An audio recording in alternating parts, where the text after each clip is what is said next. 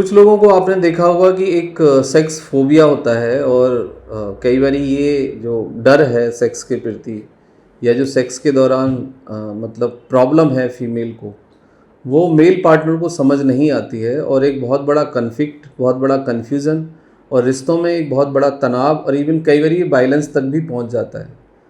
तो मैं सभी लोगों से ये रिक्वेस्ट करूँगा कि इस वीडियो को आप देखें। ये बात ठीक है कि ये बहुत ज़्यादा लोगों को प्रॉब्लम तो नहीं होती है, लेकिन लगभग 1 से 2% फीमेल को ये प्रॉब्लम होती है और वो फीमेल ना तो समझ पाती हैं, ना कुछ कह पाती हैं, ना उसका पार्टनर समझ पाता है, ना कोई और समझ पाता है। तो इससे क्या होगा, आपको थोड़ा सा फीमेल की जो सेक्स के प्रति जो डिज़ायर है और जो एक एनाटॉमी है और उसके साथ जो नेचुरली कुछ प्रॉब्लम जुड़ी हुई हैं, उनको समझने में इससे आपको आसानी होगी।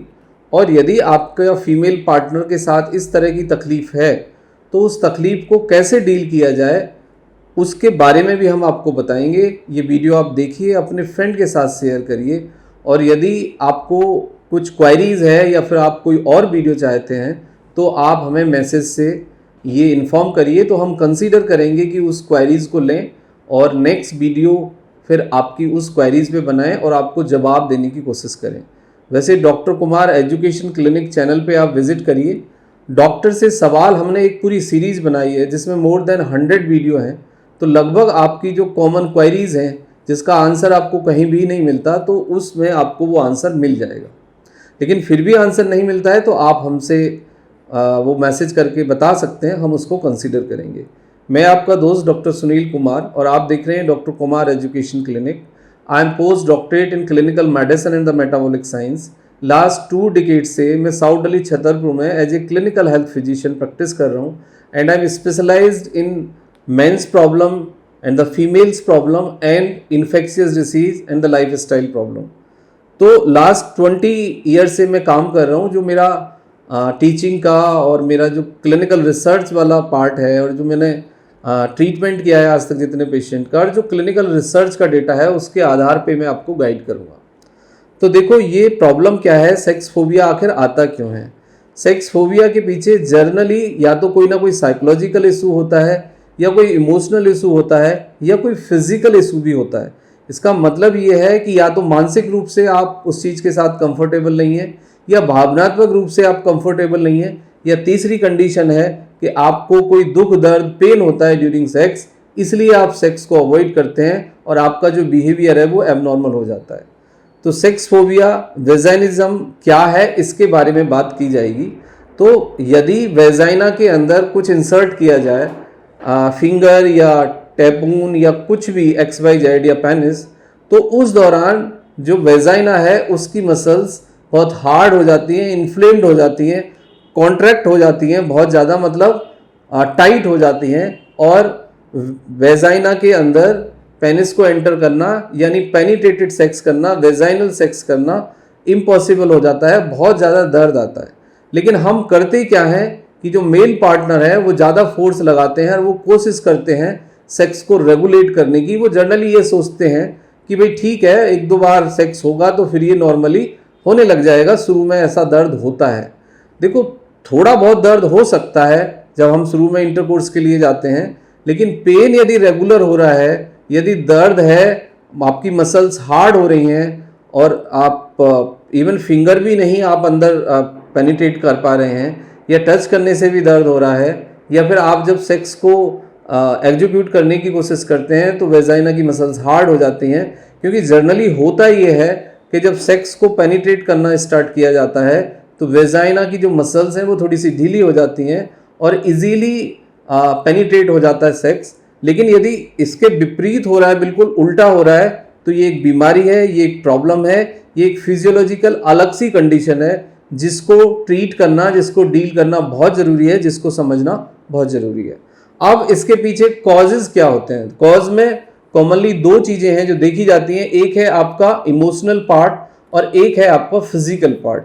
तो इमोशनल पार्ट ये है कि कई बार क्या होता है कि ड्यू टू द इंजरी और due to the any other reason और द फिजियोलॉजिकल एनाटॉमिकल एरर कहें या अलग एक फिजियोलॉजी के कारण कहें, कुछ लोगों की जो नर्व्स हैं ओवर सेंसिटिव होती हैं उसके बाद दूसरा कारण आता है कि इन्फ्लामेशन हो सकता है किसी कारण वेजाइना के अंदर इंजरी हो सकती है और वेजाइना का जो स्ट्रक्चर है वो सेम ही दिखेगा, लेकिन उसकी जो फ्लेक्सिबिलिटी है, मसल्स का जो कंट्रैक्शन है वो डिफरेंट हो सकता है। डिफिकल्ट चाइल्ड बर्थ, कई बार चाइल्ड बर्थ के बाद कुछ फीमेल्स को ये प्रॉब्लम आती है, जिन फीमेल्स का बहुत ज़्यादा डिफिकल्ट चाइल्ड बर्थ होता है, वेजाइनल डिलीवरी के दौरान बहुत ज़्यादा दर्द होता है, उनको देखा जाता है कि ये प्रॉब्लम डेवलप हो जाती है और फिर वो होल लाइफ इस प्रॉब्लम के साथ जीते हैं। तो उनको चाहिए कि वो फिजिशियन से या काउंसलर से या सेक्सोलॉजिस्ट से बात करें। अब साइड इफेक्ट हो सकते हैं कुछ दवाइयों के, कुछ पर्टिकुलर मेडिसिन है जो कि आपकी इम्यूनिटी को या फिर आपके इन्फ्लामेशन ऑफ जॉइंट को, मसल्स को, नर्व्स को डील करते हैं। कुछ इन्फ्लामेटरी डिसऑर्डर्स, कुछ ऑटो इम्यून डिसऑर्डर्स, जिसमें कि एक आर्थराइटिस वाला पार्ट है, मस्कुलर एट्रोपी वाला पार्ट है, उसमें भी ये सब दिक्कतें होती हैं। कुछ इरेगुलर हार्मोनल सिक्रीशन से भी होता है, जैसे कि यदि एस्ट्रोजन प्रोजेस्टेरोन का हार्मोन्स का सिक्रीशन एबनॉर्मल है, टेस्टोस्टेरोन का जो लेवल है वो बहुत ज़्यादा है और एस्ट्रोजन प्रोजेस्टेरोन का लेवल कम है, तभी भी ये देखा जाता है कि सेक्सुअल ऑर्गन्स यानी कि वेजाइना की जो मसल्स हैं वो थोड़ी सी हार्ड होती हैं, तो वो भी एक कारण है। दूसरा है आपका कि फिजिकल फैक्टर्स क्या हो सकते हैं।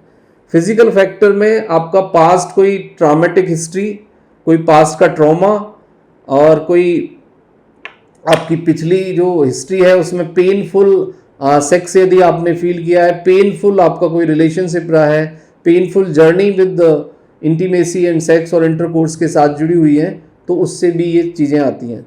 कोई सेक्सुअल अब्यूज़ यदि हुआ है आपका बचपन में या चाइल्डहुड, आप उसको कई बार कैरी करते हैं। फियर है यदि आपको, पुअर कॉन्फिडेंस है सेक्स में, और कोई ना कोई मिथ या आप फियर कैरी कर रहे हैं, या सेक्स से जुड़ी कुछ मतलब कंसेप्शंस हैं आपके, कुछ ऐसी गलत थ्योरियां हैं। हार्डकोर यदि इन्वायरमेंट में, रिस्ट्रिक्ट इन्वायरमेंट में बच्चे को ग्रो किया होता है, तो उसमें भी कई बार कुछ दिक्कतें देखी जाती हैं। अब इसके ट्रीटमेंट में क्या है? ट्रीटमेंट में देखो, एक सीधी सी बात यह है कि थोड़ा सा ज़्यादा टाइम देना चाहिए आपको, फोर प्ले को बहुत लंबा करना चाहिए और कुछ समय आपको फोर प्ले के साथ ही अपने पार्टनर के साथ टाइम गुजारना चाहिए विदाउट अ सेक्स। तो कुछ टाइम के बाद देखेंगे कि बॉडी, ब्रेन, वेजाइना उस चीज़ के लिए तैयार होगा, और मेंटली जब प्रिपरेशन होगी तो फिजिकली भी बॉडी उस चीज़ के लिए तैयार होना शुरू हो जाती है। फिर कुछ क्रीम्स, कुछ जेल अप्लाई करके कि जो मतलब फ्लेक्सिबिलिटी में मदद करती हैं, वो आप इंटरकोर्स के लिए जा सकते हैं। पहले मसाज या फिर कुछ क्रीम्स हैं जो डॉक्टर आपको रिकमेंड करते हैं, वो अप्लाई कर सकते हैं। लेकिन ये कुछ ऐसी चीज़ें हैं जिनको कि खुद से कई बार डील करना मुश्किल होता है, तो आप एक बार डॉक्टर से बात कर सकते हैं, फिजिशियंस के पास विजिट कर सकते हैं, ट्रेंड फिजिशियन या कोई मेडिकल एक्सपर्ट आपको गाइड कर सकता है, जिसमें कि दोनों लोगों की काउंसलिंग और सेक्स का एक सही तरीका बताया जाता है, जिससे कि आप सेक्स को एग्जीक्यूट कर सकते हैं। खुद से भी थोड़ा सा इन चीज़ों को इन्हांस करें, और खुद से भी पर्सनल लेवल पे आप एक्सरसाइज हैं कुछ आपकी, वो आप कर सकते हैं, और कुछ क्रीम लगा के या फिर कुछ भी उस तरह की एक्टिविटीज़ डॉक्टर बताते हैं, तो उससे आपको मदद मिलेगी। लेकिन यदि दर्द होता है और कंटिन्यूस दर्द हो रहा है, तो सेक्स को एग्जीक्यूट करने की कोशिश ना करें, अदरवाइज उससे ट्रॉमा, फोबिया, फियर और आपके रिलेशनशिप में कन्फ्लिक्ट और ज़्यादा बढ़ेगा और सेक्स एग्जीक्यूट नहीं होगा। ये प्रॉब्लम 100 में से 1 से 2% यानी 2 फीमेल्स को इस तरह की प्रॉब्लम्स होती है, और ये प्रॉब्लम एग्जिस्ट करती है, और ये एक मेडिकल प्रॉब्लम है, और इसका आपको मेडिकल सॉल्यूशन ही ढूंढना चाहिए, डॉक्टर के पास विजिट करना चाहिए। पहले कुछ चीज़ें जो बताई हैं आप अपने से कर सकते हैं, लेकिन फिर भी ना कर पाएँ तो you have to visit to the doctor. Thank you very much and take care yourself.